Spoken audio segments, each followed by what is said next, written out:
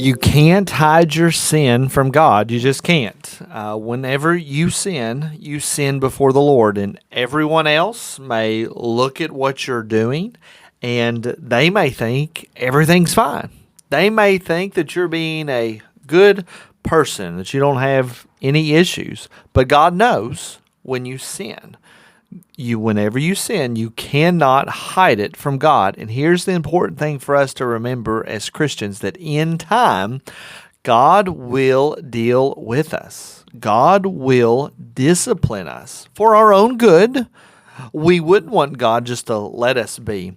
Now, what will become disturbing as we read our reading today is Ananias and Sapphira, these folks who are attempting to deceive God, attempting to hide what they're doing wrong, in an attempt to get even glory for themselves. Are they Christians, or is this a condemnation on them because they were indeed fake Christians in the community? So let's read our reading today. What you need to take away from this is you cannot hide your sin from God. So let's look at this. God's doing a great thing in the early church. Great blessings are happening.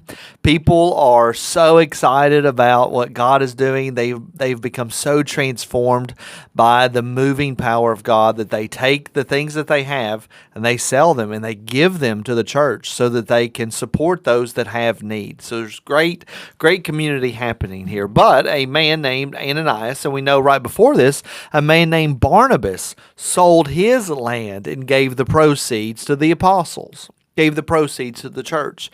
But a man named Ananias, with his wife Sapphira, sold a piece of property, and with his wife's knowledge, he kept back for himself some of the proceeds and brought only a part of it and laid it at the apostles' feet. So they are agreeing together to deceive the church, to deceive God, to make everybody think that they are bringing all of the money to the Lord.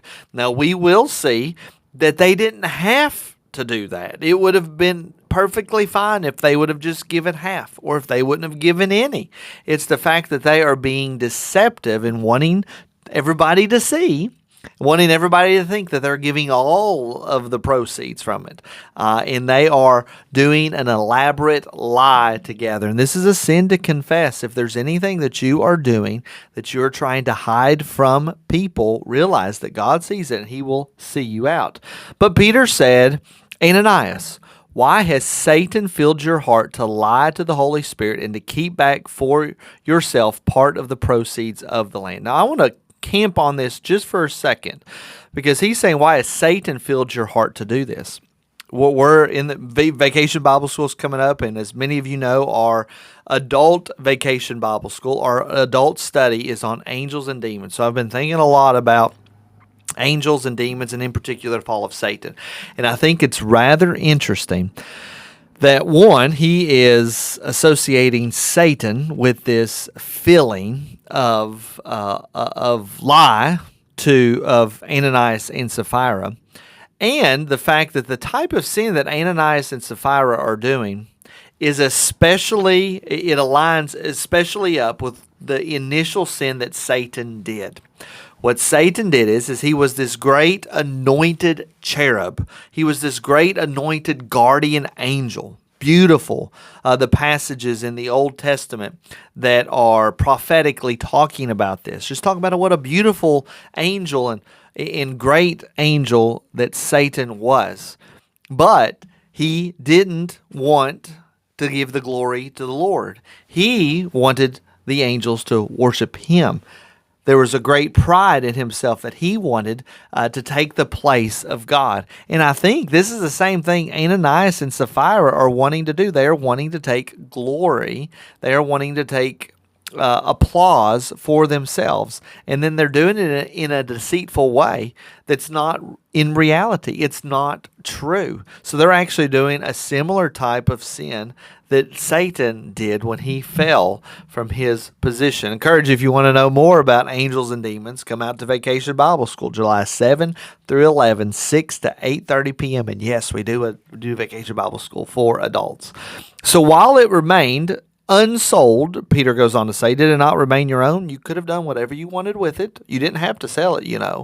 After it was sold, was it not at your disposal? Like, you didn't have to give it to us. You could have just given us half and said, we're giving half of it or a quarter of it or 10% or 3% or none.